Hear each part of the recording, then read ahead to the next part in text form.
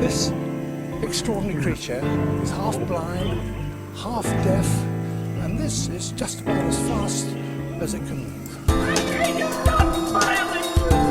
Strictly professional. Oh, he's a man. He had a beard. Kind of man. Try anything once. The safe word will be whiskey. Try. Spell red. L-S-T-E-R. Would you like a sweetie? Who the fuck is that guy? Everything that goes up must come down.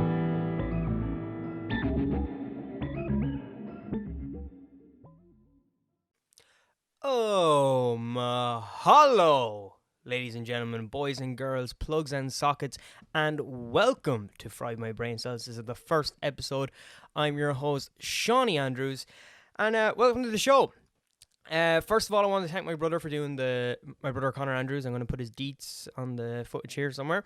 And Connor Andrews for producing and recording the audio for the intro footage that you've seen at the start there. It is everything that I wanted for such a weird, bizarre show, and that's exactly what this show is. It's a weird, bizarre show. So yeah, let's get into what the show is going to be. So we have basically what I think is the opposite to like the likes of a Joe Rogan podcast or something like that, where you would go to that to get slightly educated and enlightened in some sense of the word. But for my show, I want you to be coming out at least 3 times dumber.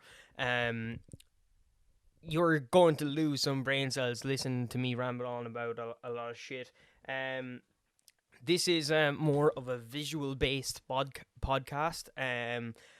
Most of my favorite podcasts that I watch, and that's the thing now, that people are actually watching podcasts, are visual-based. And I think like my favorite all-time podcast would be Bill Burr's Monday Morning Podcast, but you can't replicate what Bill Burr does. Bill Burr is Bill Burr, and he just rants by himself for like an hour 20 on a Monday and on a Thursday, and that is something that I wish I could do, but I can't. So I'm gonna need some visual aids to help me along the way, and by aids I do not mean the Magic Johnson kind.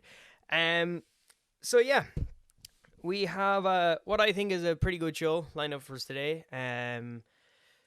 Try not get offended by anything on the show. It's all for goofs and laughs equal laughs. I just repeated absolute nonsensical talk there. Yeah, try not get offended, because literally I'm an idiot. I'm what you would call a moron with a capital M. Instead, I would spend it, Jesus Christ. I would spell it with a capital N instead of an M. Yeah, anything that's offensive on this show, look, being offended is a complete bizarre alien process to me that I don't understand. I don't understand people who get offended, because I grew up as a fat ginger kid, and fat ginger kids get thick skin from insults as well as thick asses. Look, I've been called everything under the sun, and I've never got offended by anything. I would normally just laugh at stuff. As a kid, maybe, yeah, things upset you as a kid. A lot of things. Finding out Santa Claus isn't real, that upsets you. But getting offended by jokes, like people who aren't going out of their way to offend you, like to upset you from jokes. And maybe some comedians will go out there, and I'm not a stand-up comedian, that's irrelevant. But a lot of people who are making jokes and comedy, they're not going out of their way to upset you, okay? So I'm not here to upset you. I'm here to make jokes. If you don't like my content, that's completely fine. You do not have to watch. But I don't want you messaging me on Instagram or whatever, going, oh my God, I'm so offended with the stuff you said. How could you say that? It's disgusting and deplorable. I don't care. And I'm not going to care. I'm not going to message you back going, oh, I'm so sorry you got offended by my content. This is my warning now, okay? I'm sorry if I offended you, but I don't care, okay? Because you have the time to log off and go and watch, I don't know, YouTube haul videos or self-help podcasts, if that's the type of person you are.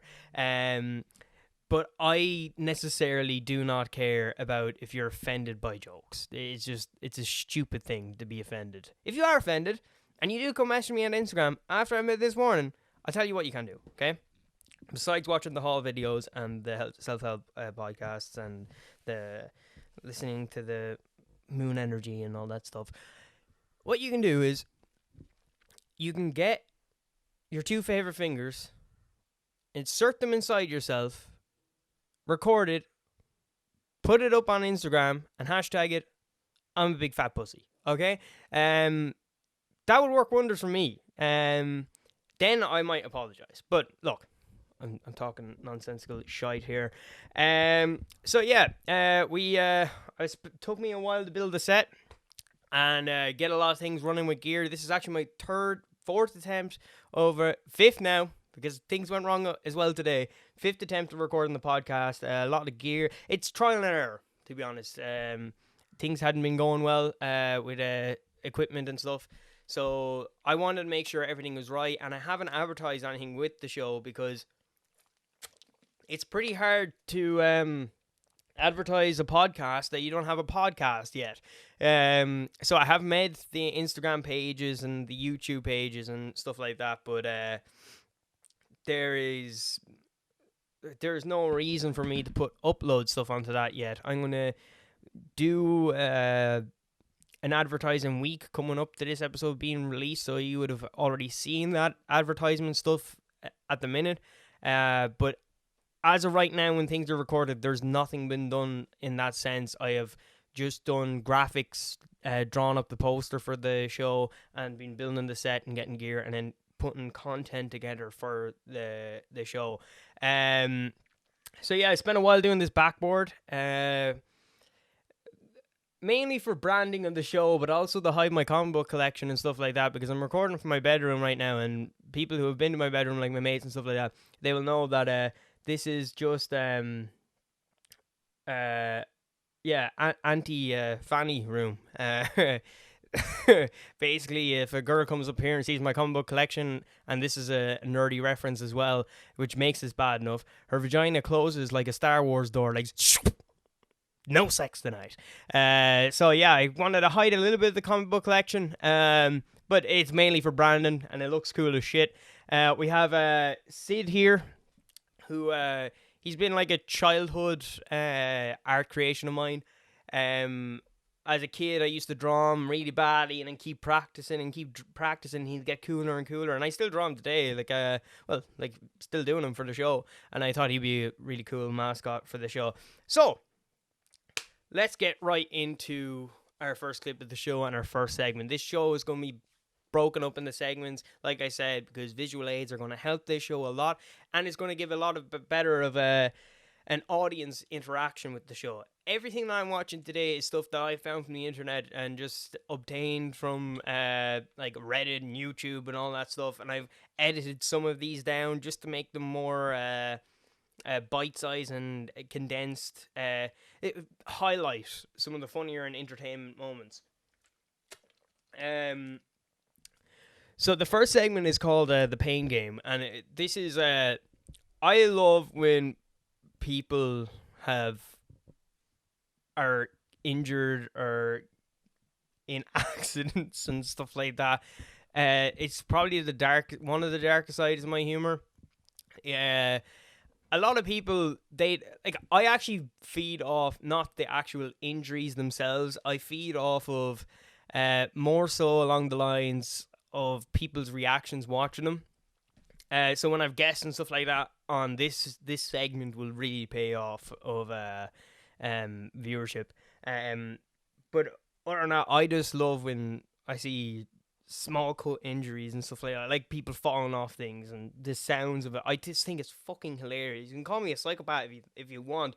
I probably am, but I just think it's the funniest shit when people are hurting themselves. And this first clip, this is a clip I'm going to be playing on the show all the time because it's my favorite clip of all time, and it's yet to be topped. When that's topped, I'll still play this clip, but I'll be playing the other one as well all the time, especially to other guests, because I just think there's an innocence to this clip I'm going to show you. And look, there is a subtext to this type of person who is the star of this clip.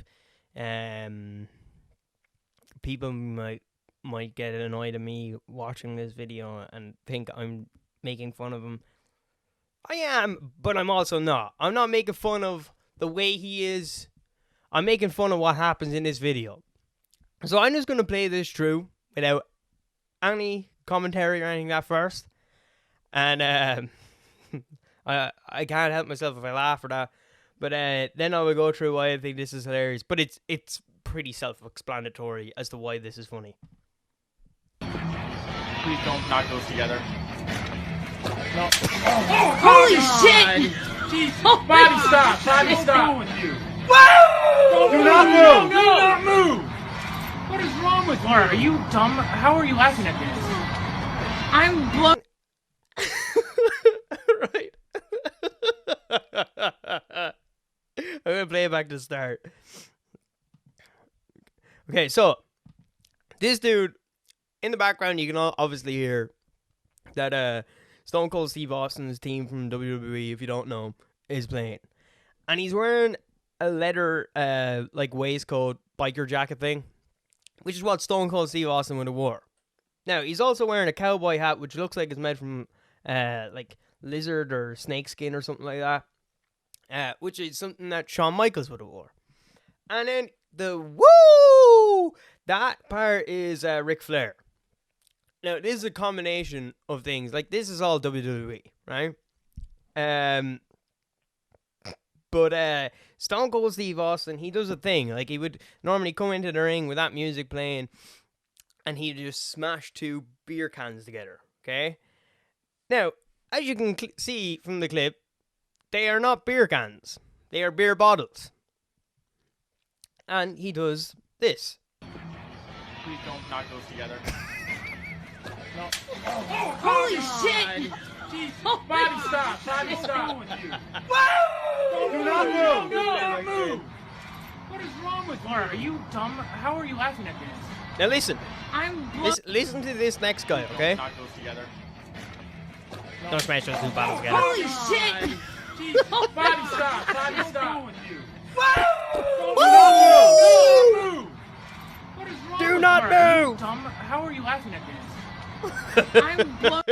I love that at the end as well, where he's like, "Are you dumb? How are you laughing at this?" He's obviously talking like a cousin or sister or someone he was there. But this is my favorite thing ever. It's like, you're playing the Steve, because it's not his fault. It's not the dude's fault. He's just being Stone Cold Steve Austin, Shawn Michaels, and Ric Flair at the same time. This is the coolest motherfucker in the world.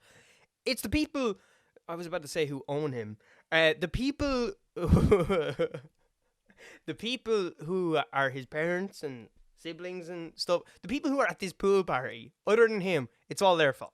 Because they stood in the pool with their phones out and like, yeah, put on the Ric Flair or the Stone Cold Steve Austin music and give him 2 beers, right? Now the dad obviously doesn't watch WWE, so he let him go into the kitchen and give him 2 beer bottles. He didn't know what he was going to do, but the rest of the people did, because you hear the start of the clip. Please don't knock those together. Please don't knock them together. But please don't knock them together. They knew he was going to do it.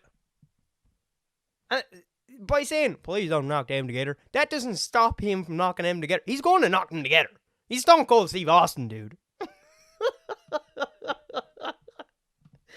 Please don't knock those together. No. Holy shit! Jesus. Oh my Bobby, stop! Bobby, stop! With you. Do not move! Do not move! What is wrong with you? Laura, are you dumb? How are you laughing at this? I'm blown. Look at the pain in his face.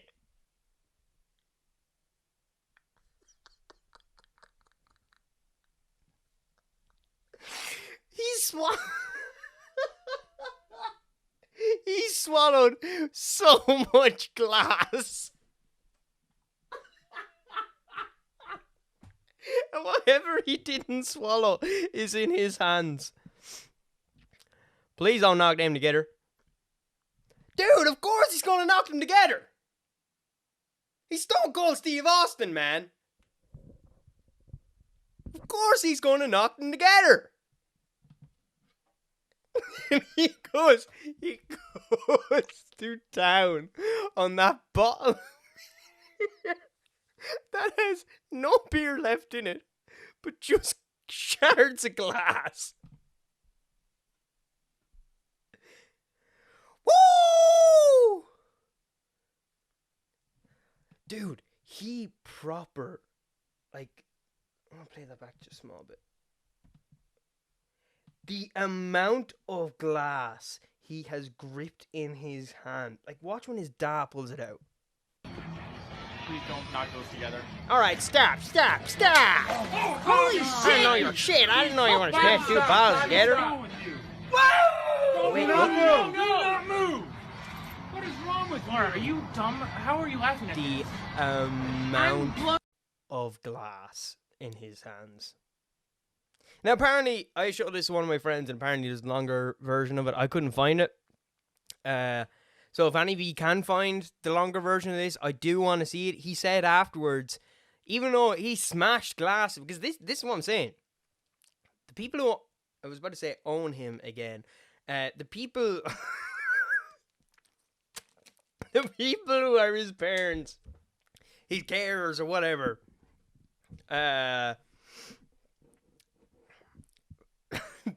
they're in fault here. Apparently they let him swim in the swimming pool afterwards. Fucking Captain Peanut Butter Falcon here obviously thinks he's fucking Stone Cold Steve Austin, and he's gonna smash those bottles together. You can't stop him. Please don't smash your bottle together. Well, please don't smash those bottles together. Of course he's gonna do it. But I just love that clip. It's so fucking funny. There's an innocence to it as well, because the dude believes he's not. You know what? He doesn't believe, he is. You believe, you achieve, and that guy achieved it. I thought it was Stone Cold Steve Austin. So yeah, this is the pain game. So I want you at home to, after I watch all these clips, I'm gonna put up a poll of all 3 clips. I'm gonna give them titles. I'm gonna call that one Ric Flaired that thing because of the woo. Or Captain Peanut Butter Stone Cold Steve Austin, or Captain Peanut Butter Austin. Yeah, Captain Peanut Butter Austin. That's what I'm going to call him. That's what I'm going to call that on the poll. So the next clip we're going to show for the pain game is this oldie but goldie. I remember when I was like 12 years of age, every YouTuber for weeks upon weeks reacting to this clip, because like one YouTube was slow back then, in the sense of like what went viral. They would go viral really quick, but not a lot of people would have reacted to them by it now. So like you have the Ray William Johnsons, the PewDiePies, all those back in the day that would have like reacted to this clip. Then 2 or 3 weeks later, the next YouTuber that you would have followed would have reacted to this clip. But this, I just remember this as pure childhood. But I'm playing today because it still fucking holds up. It's such a fucking funny clip, dude. You got this, sister.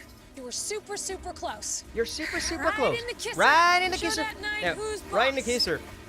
So this is called The Amazing Race. I never actually got into what the show was. I think it was like Survivor or something like that. I haven't watched anything past this clip, so I'm going in this, as much as I've seen this clip as a child, I'm going in this pretty blind, because I don't remember everything in it. I just prepared this for today because I just seen it on YouTube the other day. Didn't even watch this the whole way through. Probably should have edited this down. It's 2 minutes long. It shouldn't be that long. But yeah, this was like Survivor. So you would do all these tasks, and in this task specifically, she has a catapult slingshot thing with watermelons in it, and across the field is like these night scarecrow things that you have to hit as targets, and everyone has seen this clip, so they know the outcome. But that line, right in the kisser, just remember that. You got this, sister. You were super, got this, super sister. close. You're super Right close. in the kisser. Show that night who's boss. Oh my. Oh, God. Oh man, she ate In the kisser. shit. Show that night who's boss. That would have. Let me tell you something. I don't know if you've ever got punched in the face or something thrown at you. It doesn't matter that thing exploded. That thing would have fucking killed. That would have hurt so fucking much. She's heavily concussed right now. Like, I know she goes on and starts speaking a little bit after this, but she is heavily fucked up. Are you okay? I can't feel my face. I can't feel my face. Of course you can't feel your face. You just got a watermelon explode all over it. Oh, dude. I remember this bit. I have the worst headache ever. I don't doubt it. Okay, so what do we do now? You have to finish. What? There's no I out. can't even see straight. They don't call it the Amazing Race for nothing. The fucking nerve of this woman.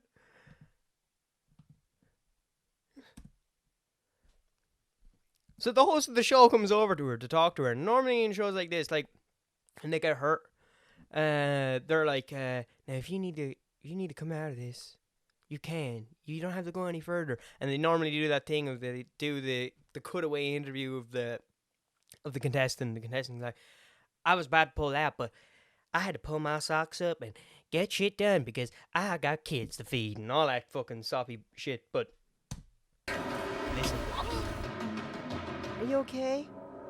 Can't feel my face. Are you okay? I can't It was feel probably my the face. watermelon though. Wait. If I have the you fucking hurt yourself, you fucking pussy. worst headache ever. I don't doubt it. I've got an awful Okay, so what do we do now? You have to I don't doubt it. A watermelon hit it fucking 500 miles an hour in the fucking face. Okay, so What do we do now? This is the contestant saying, what do we do now? You have to finish. What? There's no I out. have to can't even finish. see straight. What? The girl who's concussed. She's concussed. What? There's no out. There's no out. But this is just a TV show I signed up for, and I'm concussed now because a watermelon hit me in the face at 100 miles an hour. There's no out. We own you now. What? There's no I out. can't even see Should have straight. thought about that. Sign up for the They don't show. call it the Amazing Race for nothing.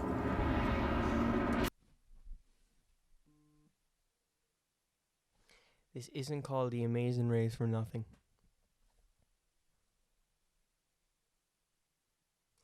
This is the equivalent of, like, let's say you're on the X Factor. Somebody falls on stage or something like that. They hit their face. They're concussed. They're like, what do we do now? I don't think I can continue. They're like, well, it's not called the X Factor for nothing. Keep on going, bitch. This is what you signed up for. I can't get over that. I can't get over that. They don't call it the Amazing Race for nothing. All right, Connor. I don't want these people to beat me. It's frustrating to see the other teams come from behind, but it's not her fault at all. But you can't blame her. The girl got whacked in the face with a watermelon. Oh my gosh, I'm like more terrified than. You can't blame her though. The girl got whacked in the face with a watermelon. The host starts laughing.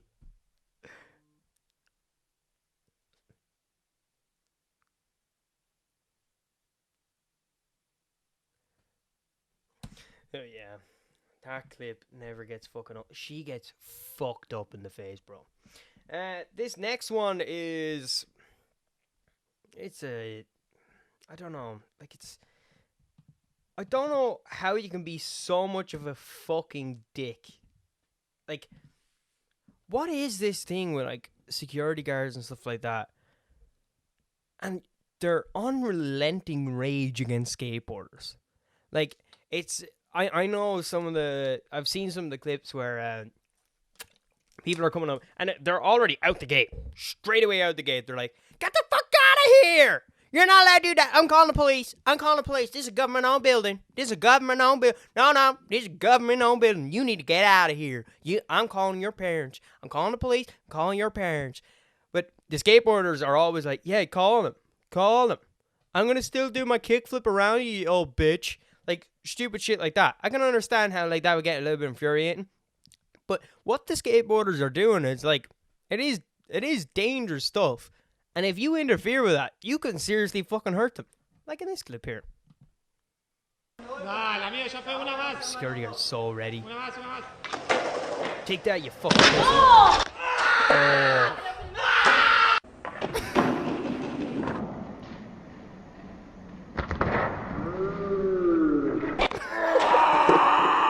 You can hear the crack of his shoulder. You can hear the crack of his shoulder. I think it's in Mexico or something.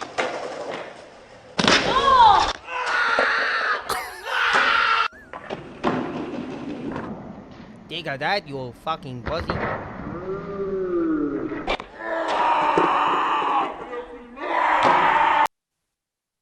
Oh, dude. Dude. Imagine the pain of that.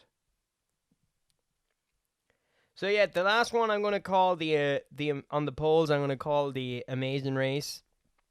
Or no, just melon to the face, and this one's gonna be called I don't know. Hold my beer while I destroy the skater's shoulder. Yeah. Nah. Security guard versus skater. I'll just call it security guard versus skater. And you can vote for next week which one you think is the most painful clip and which is the funniest clip. So there are going to be 2 separate polls for that. The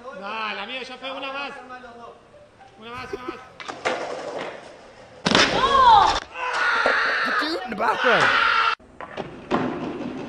He absolutely slams the skateboard.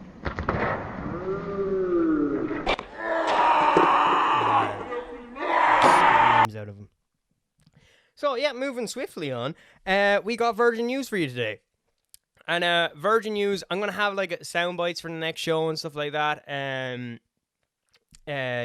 Just stuff to introduce some of these segments. Just to make it sound cooler and look nicer on camera and stuff like that. But, yeah, first news. We have Batman and Catwoman are not allowed give head. I don't know if any of you know about the Harley Quinn show. It's a new animated show on HBO, made by Warner Brothers, but it's not for kids. It's like if you're thinking at the same time, oh yeah, it should be cancelled because it's a cartoon. Like it's a cartoon with superheroes. Kids shouldn't be watching that, so that shouldn't be in the show.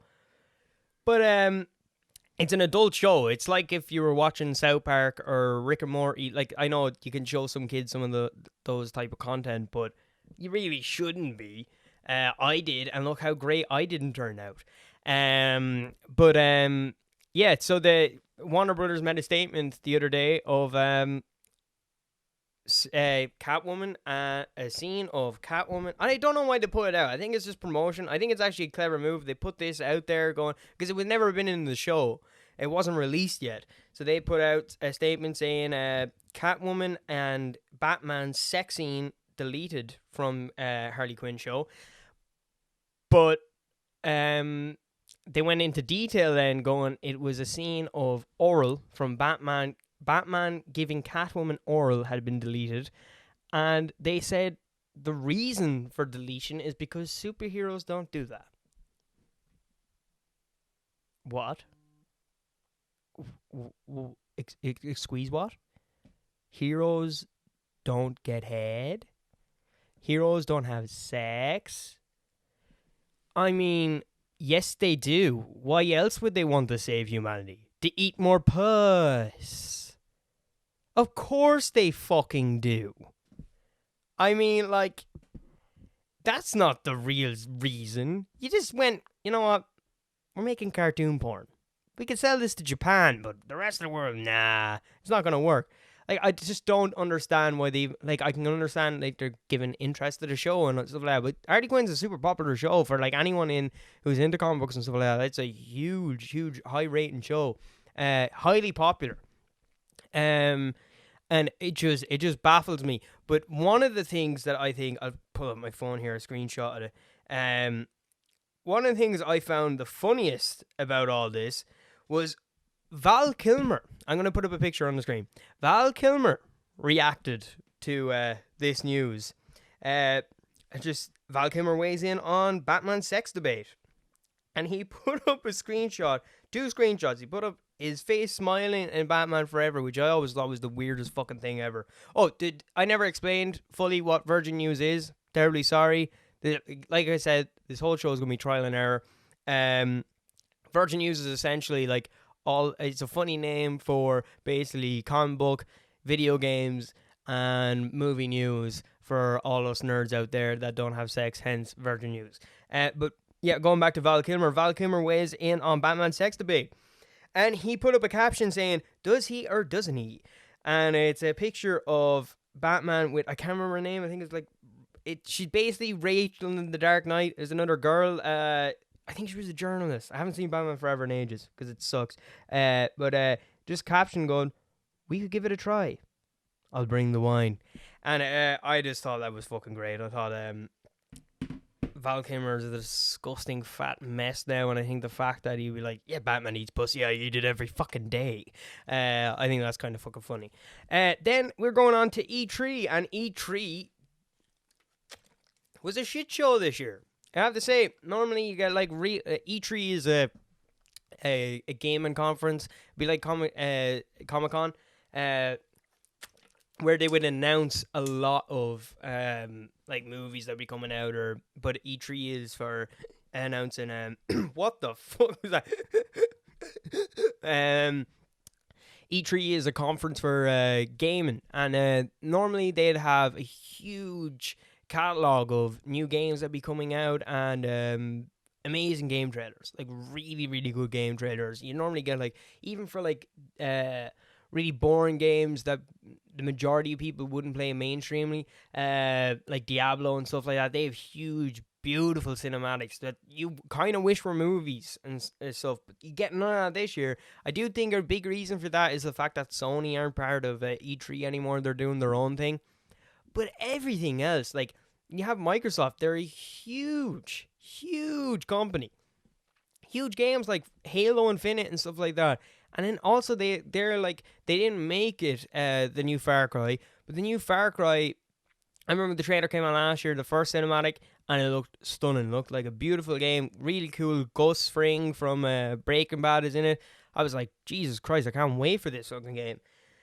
Then they released another trailer coming up to E3, just about like the gameplay and stuff like that. I thought that looked pretty cool. And then the E3, they released this weird trailer of like, it wasn't necessarily a trailer. They like showed footage of the gameplay, but it was like a story cinematic. My God, the graphics in that game look so bad. So bad. If you are into like, especially the fact it's being made from next gen, and I don't understand how they can. I think Cyberpunk has a huge play in all this now of selling things, dreams to people of what they can play on consoles and stuff like that and PC, and people expecting way too much from it and it blowing up in people's face. Now, in fairness, Cyberpunk, they shit their own bed on CD Projekt Red. They really shit the bed on Cyberpunk, but I do think a lot of game companies were afraid of that, of going, if we sell them too much on this, we will get sued out of our fucking biscuit tin. Next we have Michael Keaton's return of Batman. Michael Keaton is reprising his role as Batman in the new Flash movie.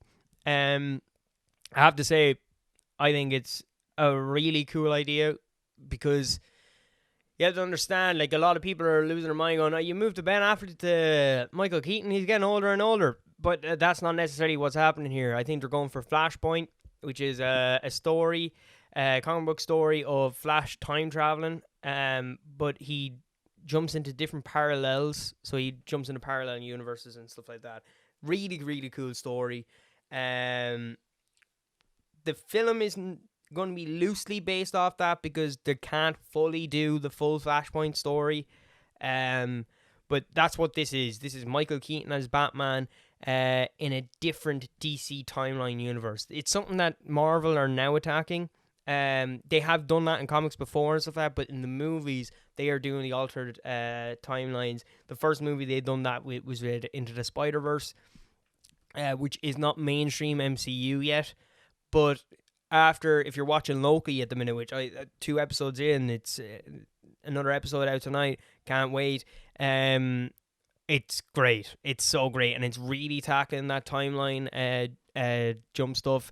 WandaVision kind of went into that parallel universe stuff, but it was just, you seen spells and stuff. But with Loki, they're really showing that the timelines are branching off. If the last episode is not really that much of a spoiler,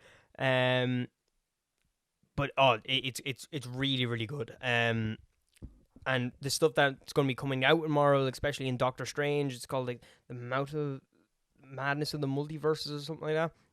But yeah, going back to Michael Keaton, we also have, which is, I think is pretty big for DC to do in not the main timeline at the minute. That's not saying that she won't be pulled from that universe into the main universe. It could. Things have happened like that in Flashpoint, but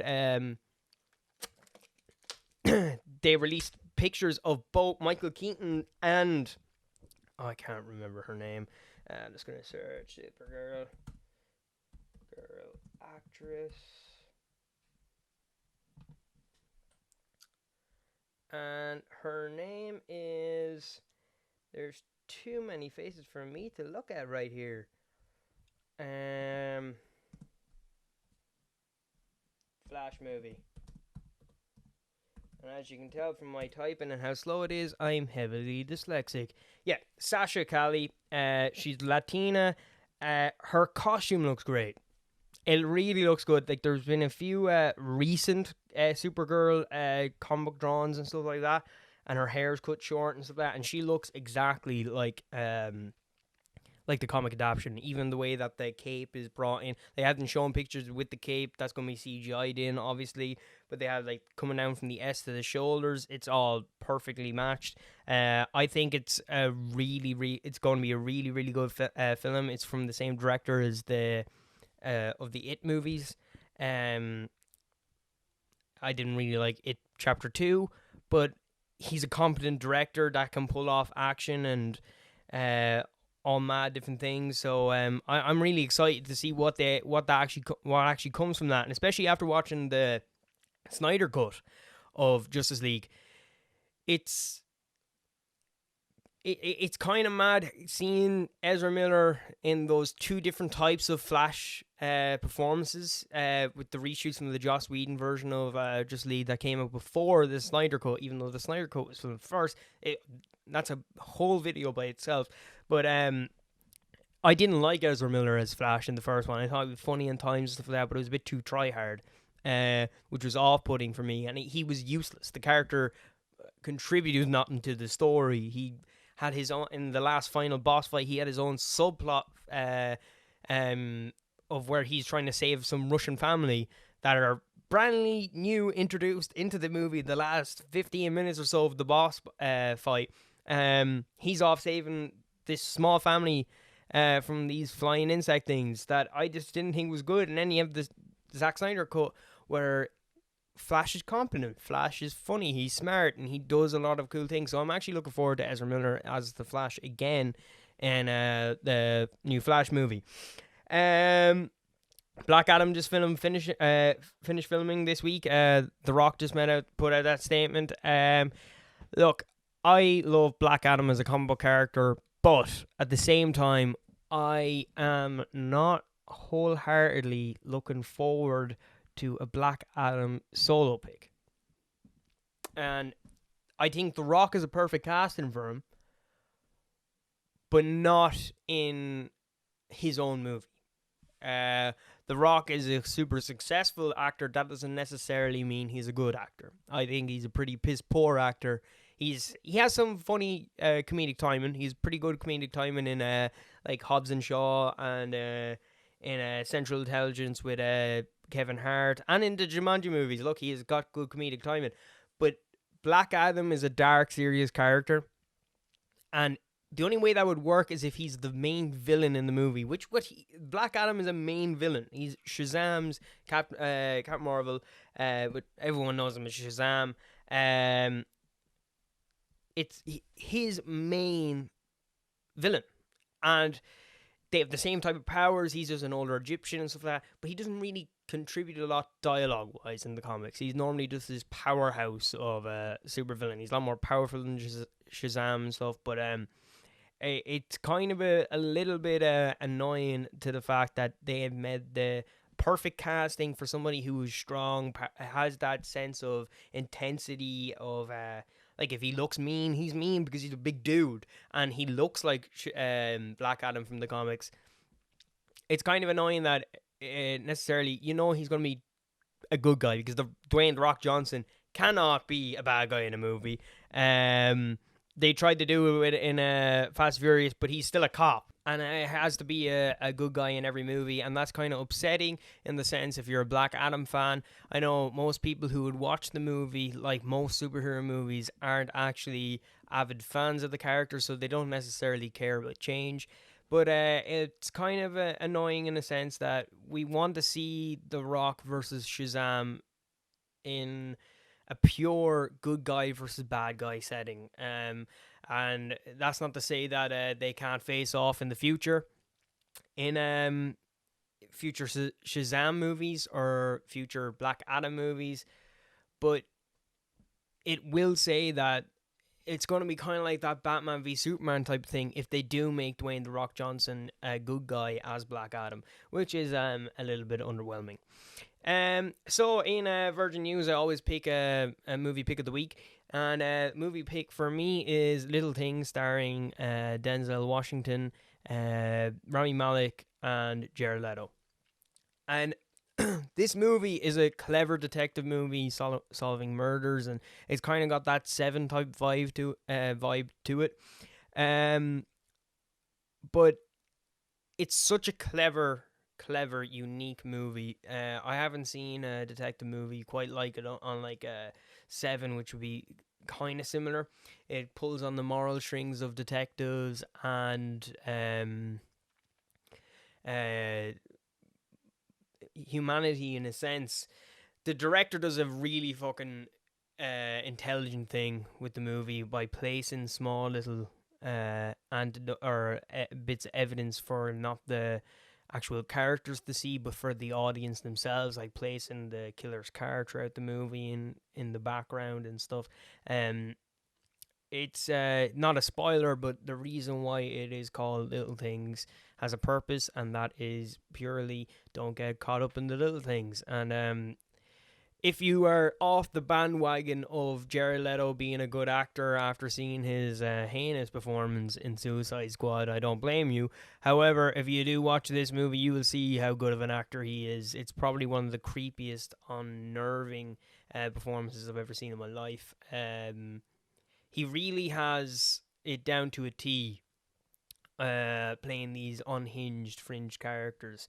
And I have to say his performance in this is probably one of the best creepy performances I've ever seen, including any horror movie I've ever seen. So give it a watch. You can watch it on Apple TV, rent it, or you can stream it any fun way you want. I'm not going to get myself in trouble here by saying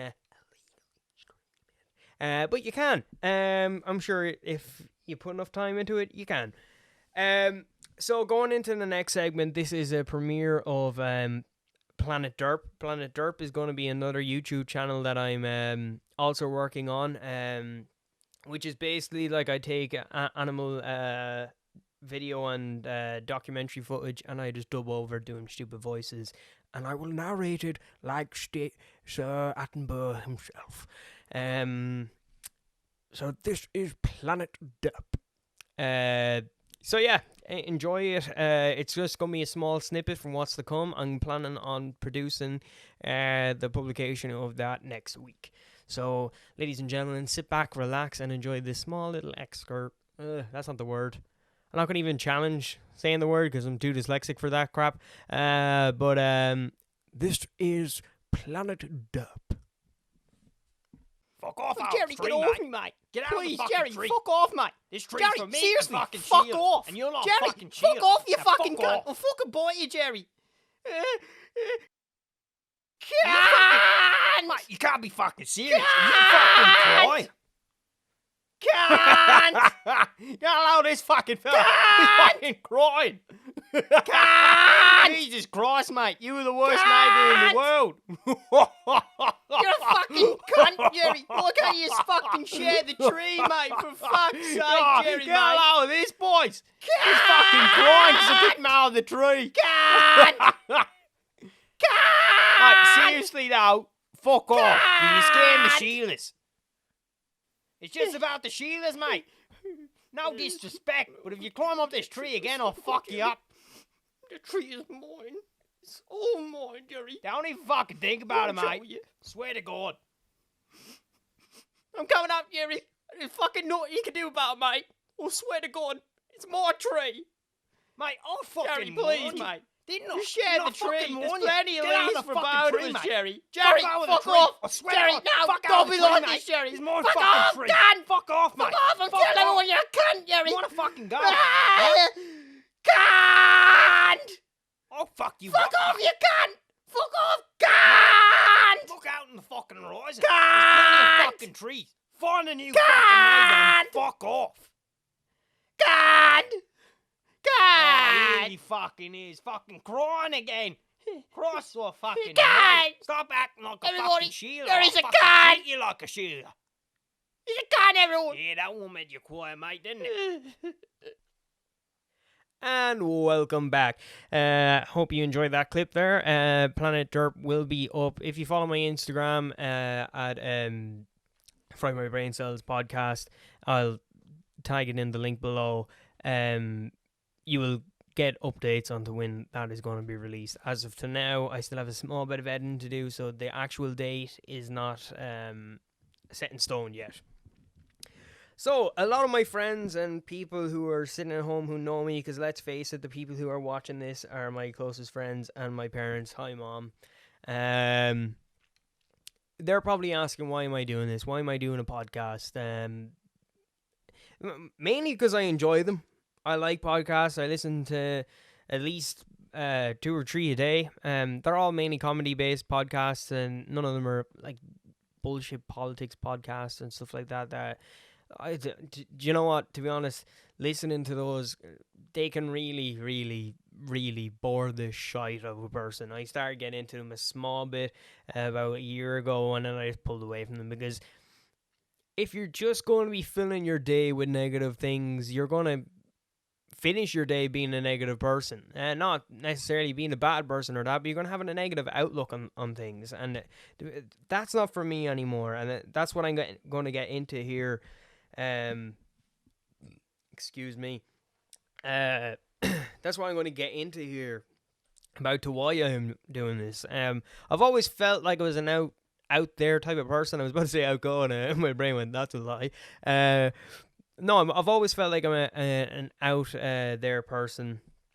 I've always been interested in the world of comedy and doing voices and trying to entertain people. I went to college to study film. I'm an artist as well, so like doing a regular 9-to-5 job isn't for me. I've done them before, and that's not saying that I would never do one if this doesn't work out. If it doesn't work out, I'm gonna have to face reality. But for right now, I'm in the position where I'm comfortable enough to try and use this as a full-time job, and it's gonna be a slow burn. It's gonna take about a year, maybe 2 years to start making a little bit of money off it. But I think consistency and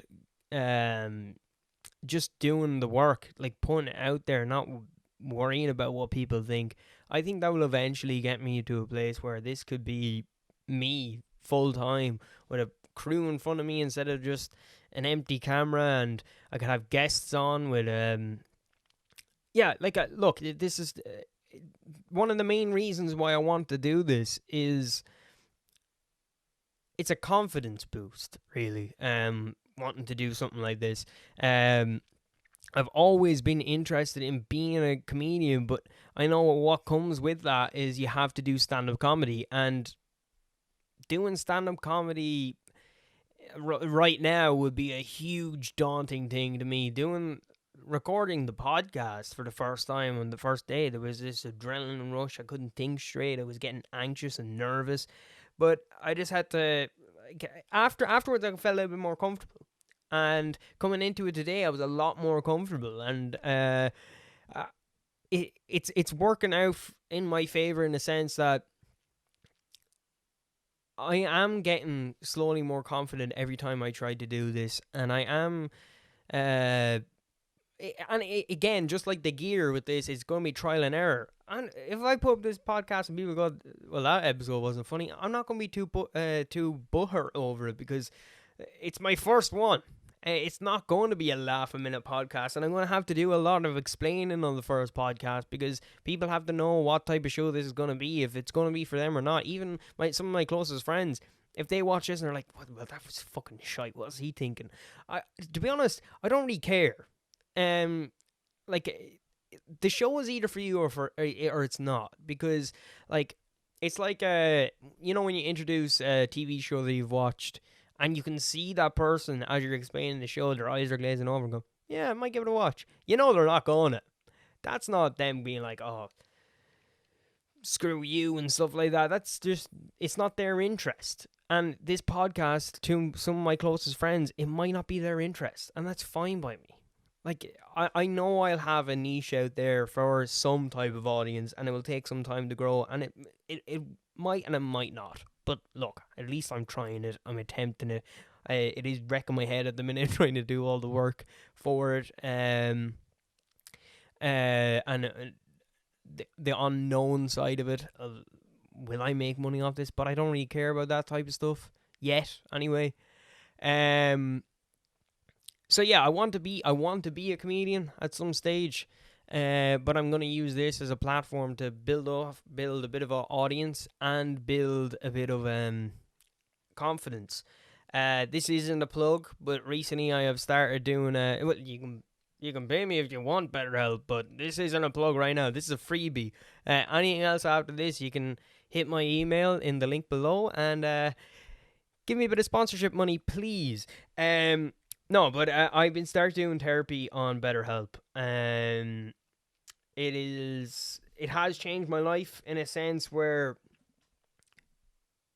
this podcast right now, this recording right now, would not be happening if I hadn't done the therapy. I would have picked up this laptop the first time it didn't start working, smashed it against the wall. I would have got the cameras, all the cameras that I've tried to use for this, the capture card, everything I tried to use for this, they would be in smithereens at the minute.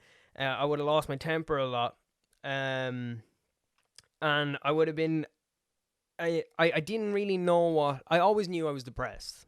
It's pretty self-explanatory when somebody feels depressed, they're like, oh, I have depression. That's why a lot of people self-diagnose it a lot. And you know what, if you self-diagnose, I do believe there is a piece that it just, I do believe that you can start to believe in that self-diagnosis after a while.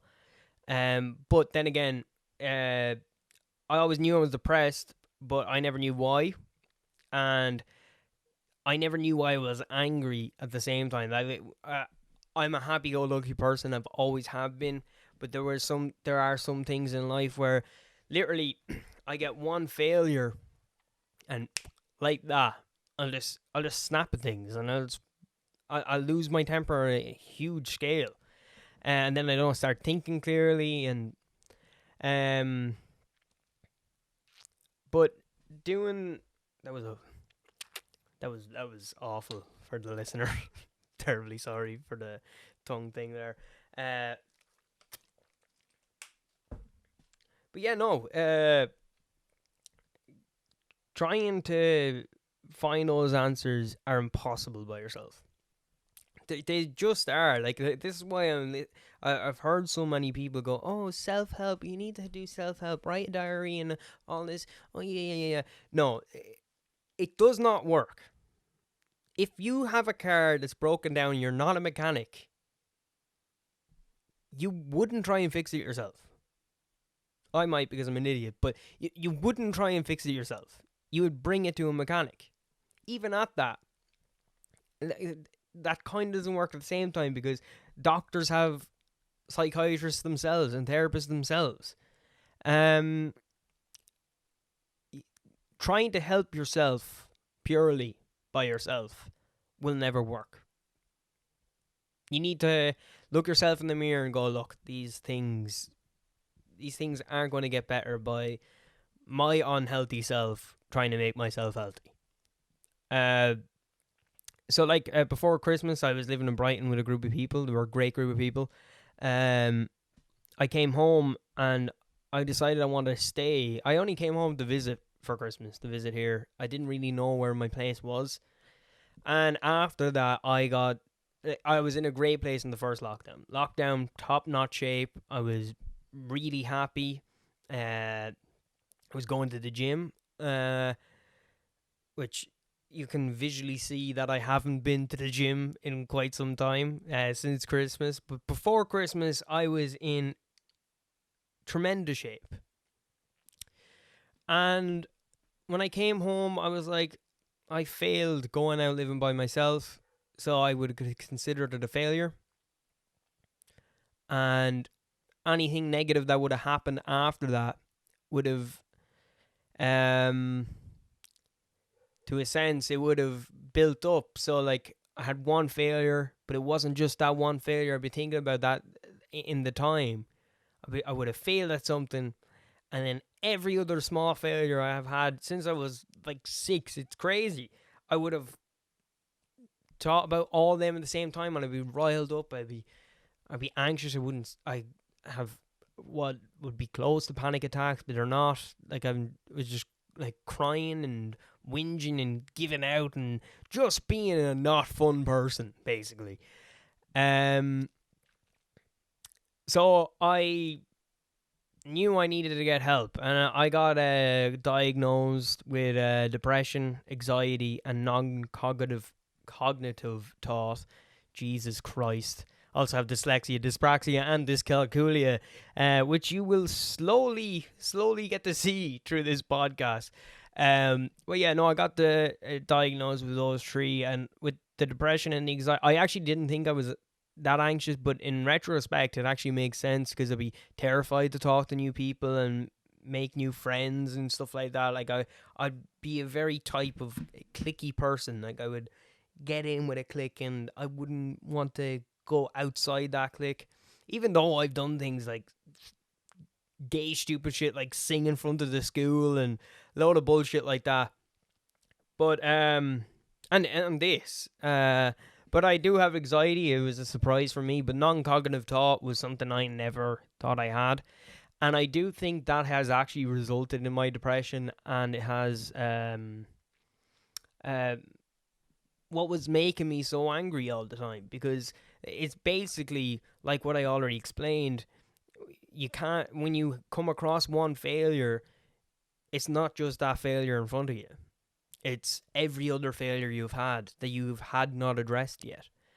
And I do think that a lot of people would benefit from going to therapy and seeing a therapist and getting answers for their problems, because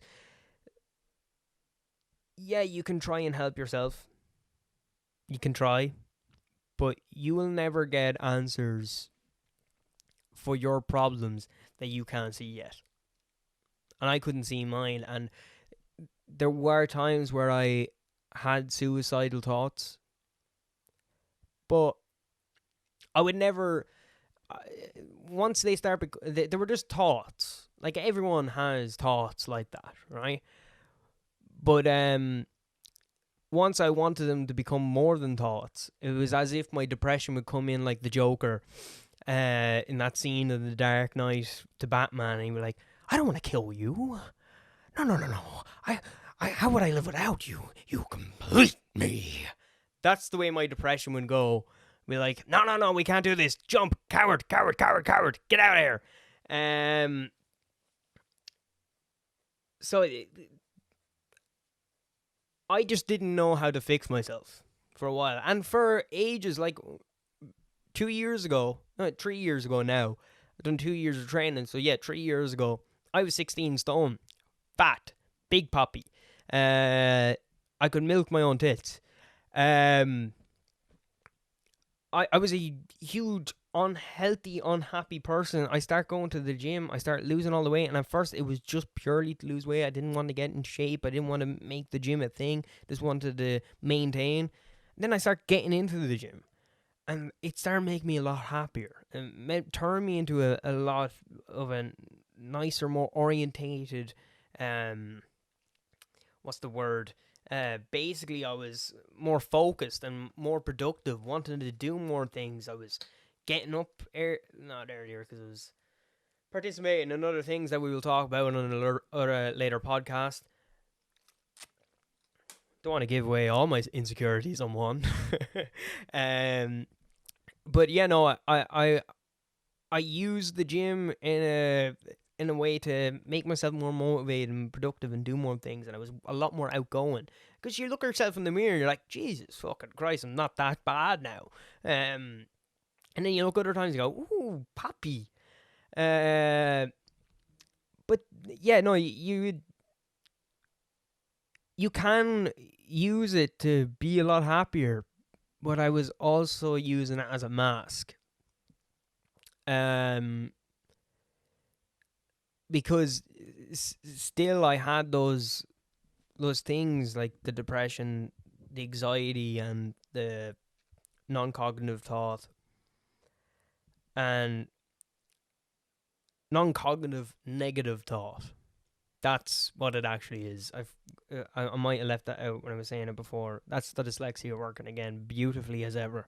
But yeah, no, I was using it as a mask to a degree because you were looking healthier, you were feeling healthier, but I would still have those outbursts, and I could never understand why. And when I came home from Christmas now, I decided fuck the gym and all this shit. I was like, nah, I don't know what I want to do. I don't know where I want to go. And I just gave up on everything. And now since doing therapy, I'm on Project Lose Lardash, or some other gimmicky name for me to lose weight. Project Lose My Tits. That's what we'll call it. Project Lose My Tits. I'm on that project now, where I'm just doing cardio first, easing myself back into it, and then getting back into the gym. And now I have the therapy as well, where I'm not using it as a mask anymore. So if you're using, it's basically what I'm trying to say is, if you're using just the gym to make you feel good and feel better and look good, and you still feel like you might have these insecurities and these challenges in your head, maybe try and get help as well. Because to a degree, it's not going to be your saving grace. Because as we found with this lockdown, especially me, we couldn't go to a gym, so I had no outlet. I had no outlet where, well, besides the drawing and stuff, but I had no activity to make me get out that anger and get out the anxiousness, and to walk away from something and go, you know what, I done a pretty good job in there. But I also need to develop a good relationship with the gym, because I was in there for way too long. I was doing 3-hour training sessions and stuff like that, and they were paying off, but it became too much my world, where I have so many other things that I want to achieve as well, where if I don't want to be a Gymshark influencer. But then again, Gymshark, if you want to get a sponsorship on the show, link down below to my email there. Thanks, boys. But I don't want to be a model or anything like that. So investing so much time into the gym was kind of pointless unless I was getting something back from it, which is what I realize now. Going back to my original statement as to why, what I was talking about, psychology really did help me. And if you feel like you need help in your life, you should just do it. I was terrified of doing it. Honestly, I was so terrified, because I thought I was going to find out something a lot worse, and I thought my going back to the Joker, I thought my therapy sessions were going to be like Joaquin Phoenix, sitting with my head down at a fag and going, "You just don't get it." I honestly thought that's what it was going to be like, but it's not. And look, everything's opening back up now from lockdown, and I would have been hesitant to go out back to my friends, but I bit the bullet and I went out for a few beers on the first opening night. Then I went last Wednesday, and I met back up with my college mates at the weekend. And I got to tell you, being back out there with your boys, with your homies, it is such a good feeling. The camaraderie between friends is something that everybody needs. And hanging around with your mates and stuff like that, it can really uplift you and put you in a better positive and a better, healthier outlook on life. Even if you're just drinking your brain cells stupid and talking about stupid shite all night, like we watched the Milwaukee game there on Saturday night, and I hadn't watched a basketball game in fucking years. The last time I actually watched a basketball game fully was with Sean, one of my mates from college. I started following the Bucks just because he did, and I liked mainly because I liked the emblem. I thought they had the coolest emblem in basketball. And then I started getting into the Greek Freak out of combo. So we watched the Bucks game, and it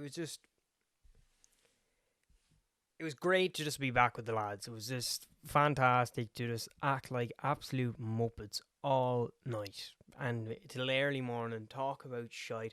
One of my friends, me and two of my mates went down to the field at 7 o'clock in the morning.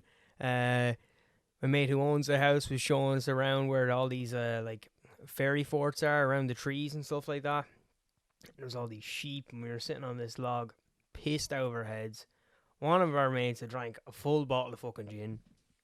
He was destroyed. He had pizza all over his face, and he was telling us about the meaning of life and all this shit. And we just kept going, I don't give a fuck, like. Don't give a fuck what the meaning of life is, to be honest. Not anymore, anyway. Like, it's all, everything just an accident. Every bit of it. And we just got to keep on going and not look into things too much anymore, because there's no point to it. And because if you're wrong, you've wasted your time just trying to explain something that's unexplainable. We were looking down in this field of sheep, and I remember just thinking to myself, we are as dumb as those fucking things over there just eating grass all fucking day. And they're probably smarter, because they're just sitting in a field eating grass till they die.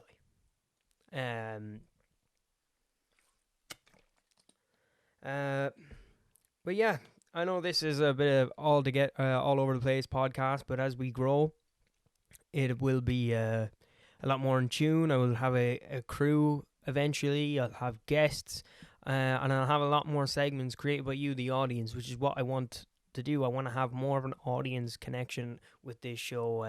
What people want to see, rather than trying to make them see what I want them to see.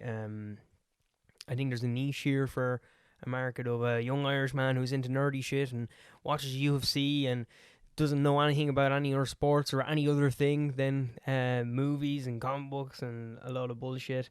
I think it's important for everybody right now to just like that connection I want with the audience is the connection I have with my friends. And that's what I want. I want them to be one of the same. I want to have, again, I know it sounds cringy and cliche, but I want my friends to have, or my audience to have necessarily some type of friendship with me. I don't want it to just be like, oh, we're just fans of him. Like, I do want it to be a way where it's a two-way street. It's not just me talking on this podcast to you. It'll be on multiple things. We'll see where we go down the road. This is not going to be the best podcast in the world. I'm not aiming it for to be the best podcast in the world. I'm literally just doing this because I want to, and I think there will be eventually a niche for this and and I think we can this could be something substantially good. It'll take a while. It'll take a while for this to work properly. I have to find my tune, and that's what this is.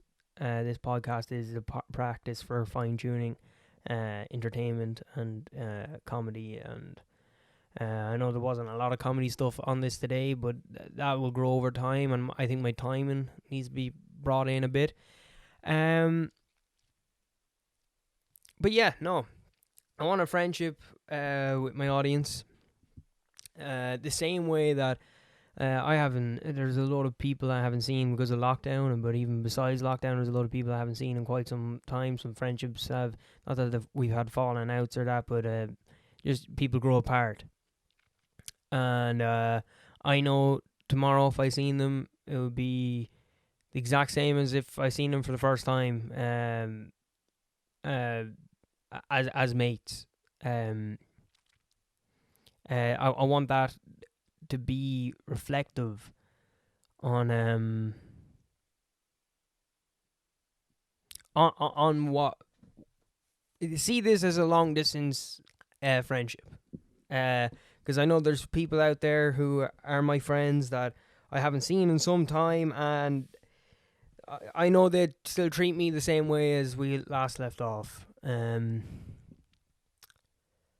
But I'm excited to get this going, get things up and running. See, it's hard to talk in a podcast when you've been in lockdown for so long. And there's really not that much stories you can share. But I do think when I get more comfortable and I get more in tune with what this is, I'll have a lot more bits and a lot more stories to share. I think doing this podcast this way was a big learning curve, and that's all this is going to be. It's going to be particularly a trial by error, and there's no point in me even trying to, because like I was worried about people not liking the production value or going, what is this like? And I think the best way to do this is just to be completely open and honest and go, look, this is my first attempt of a podcast. Well, my fifth of a first. This will be the first one aired because it's the first one I got finished. And I think being honest in that sense of not pretending it's not perfect and it's not great and it's not amazing is what will develop into being more comfortable on camera and a better show for you guys. So before I leave, I'm going to play one last clip first to make it a more of a comedy ending. As most of you know, there is two famous little men who have gone viral recently, Hasbal and Abdul, and the two of them are going to be fighting each other, and I can't fucking wait for it. I think it's going to be the event of the year, the event of the century. And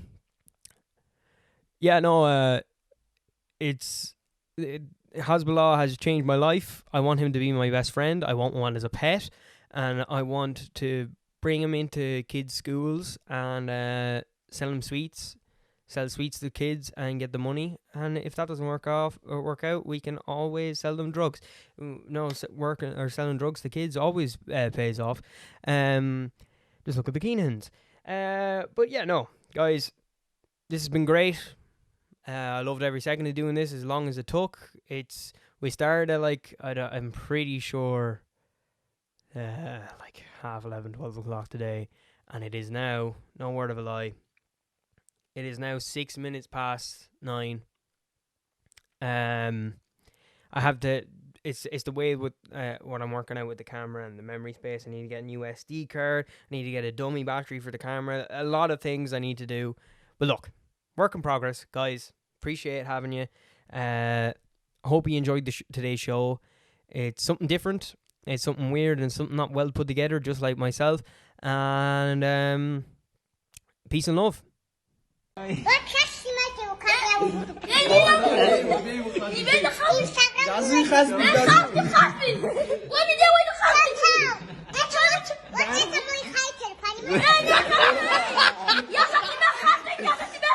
يا